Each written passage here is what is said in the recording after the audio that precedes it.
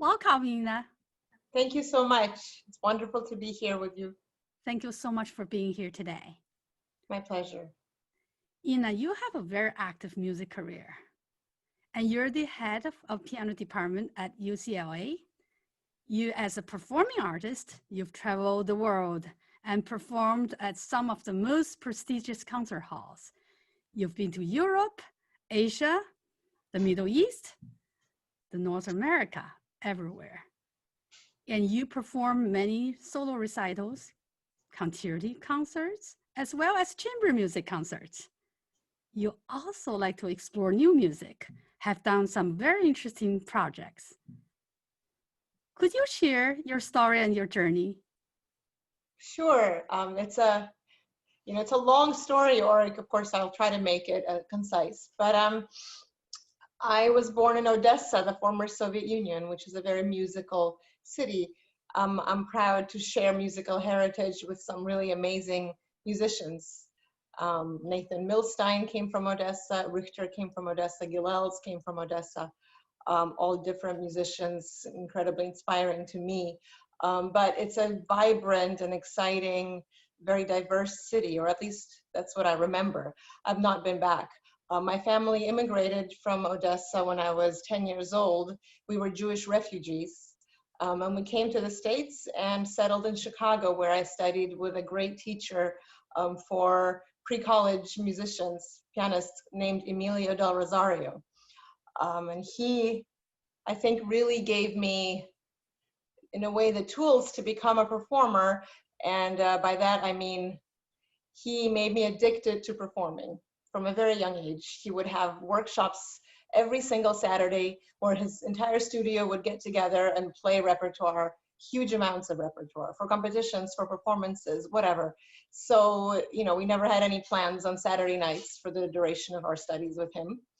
And so every Saturday we would be performing in front of each other. And from a very early age, he would give his students, those who could do it, very demanding repertoire. Of course, there are pluses and minuses to this because, hopefully when one becomes a mature musician, they go back to what they learned, which is already in their body, and can reinterpret, can use what they had gathered since then to re-internalize the music.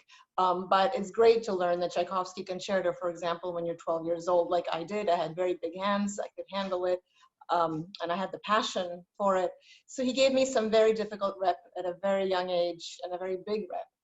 So that was incredible. And after that, my journey was very, I would say, varied, because the teachers I've worked with are all so different from one another. I went on to Peabody. I studied with the great Anne Shine, whom I adore.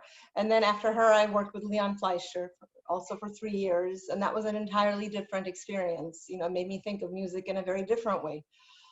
Perhaps, in a way that I hadn't considered before, in a way that was at that point for a young, teenager, somewhat confusing, but also incredibly inspiring.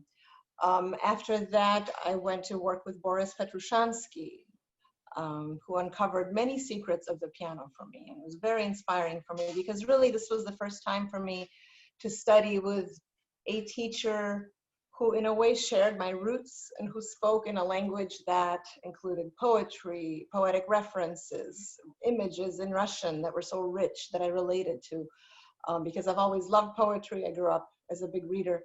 So that was incredibly inspiring. And simultaneously to that, I got my doctorate with the great Gil Kalish, who's just a wonderful mentor and all-around musician. And we're just so lucky to have him among us as really a force of integrity in music. And he still very much performs and shares his knowledge among American audiences specifically. So to have him in my life was and is amazing as well. So I'm very lucky to have had all these different musical influences. Yeah, so that's my story. And I have this piece, a monologue recital that I've been touring with called Polonaise Fantasy, The Story of a Pianist. And this really, that personal story, and there's also a love story in it, about immigration, about growing up an artist, a musician, and a assimilating into an entirely new society in the States, like so many musicians, American musicians do. So all of that is covered in that monologue recital, and I also recorded that as a 2 CD set, and that kind of neatly encapsulates this story of mine. I saw that on your website. I'm sure it's available for everyone to purchase. Now, you've played so many variety of different kind of a repertoire. Is there a particular composer, style, or time period that closest to your heart? You know, that's a good question. And, you know, one that gets asked a lot, of course, to all musicians, I think, and we all have our affinities. I try to think of myself as an omnivore in a way. So whatever I'm working on at the moment, I just try to give it my all. Of course, I love the bulk, the meat and potatoes, so to speak, of the piano repertoire. You know, Schumann, I'm currently starting a cycle of Schumann, as close to complete works as possible, but also with Clara Schumann's very, very beautiful music. So I've just started to record that. Beethoven, of course, I've released a disc of Beethoven. That's always just makes me really happy to play and teach Beethoven. Something of a, I don't want to say specialty, that's kind of loaded term, but something that's very close to my heart. You know, of course, Chopin, Rachmaninoff, all of the great piano rep, but I also very much like to explore lesser known, lesser played piano repertoire and new music. So, you know, like interdisciplinary approaches to piano writing and piano playing, music that requires me to go kind of outside the comfort zone, meaning music that requires me to maybe speak, recite, sing, explore different means of communication with an audience. So in addition to, of course, the bulk of the piano rep that everybody knows, I'm very, very much into expanding also the piano repertoire and commissioning as much music as possible, as much interesting and vibrant music as possible from composers. So at the moment, for example, there's a concerto by the fantastic Brazilian jazz artist, or not just jazz, she's just an incredible pianist, singer, performer, Clarice Assad, and it's a piano concerto written for me. She has written a piece for me in the past called Godai, where I sing and I kind of move and I recite poetry, and it's a very, very different sort of piece, a 5-movement piece. Another piece, for example, that I've been performing and really enjoying is a piece by Maya Miro Johnson, a very young composer. And she's also a conductor and a ballerina. And this piece explores the book, The Master and Margarita, one of my favorite novels by Mikhail Bulgakov. And it's another work that connects literature and music, and very experimental, very, very interesting in terms of color and rhythm and just kind of layers of sound. Also requires me to speak Russian in the middle of the piece, a lot of inside the piano techniques, so a lot of extended techniques for the piano. So that's been great. Another piece I've been playing recently quite a bit, I actually premiered it right before the shutdown, the lockdown, is a piece called Voices by my friend Lyova Zhurbin. And this is a 3-movement suite that uses recorded cantorial and klezmer music. So, you know, in a way I'm Jewish, of course, and not in a way, I am Jewish.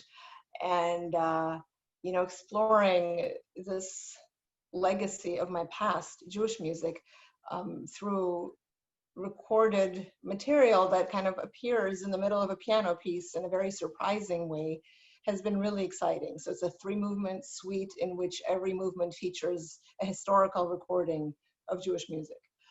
So that's just an example of things that I'm drawn to in addition to the standard rep. And of course, you know, who doesn't love chamber music? You know, anything and everything, Schubert, Beethoven, Janáček, Smetana, whatever. You know, I have a wonderful trio. Now, of course, we try to get together in a safe way and rehearse and just play the repertoire. And that's a great joy as well.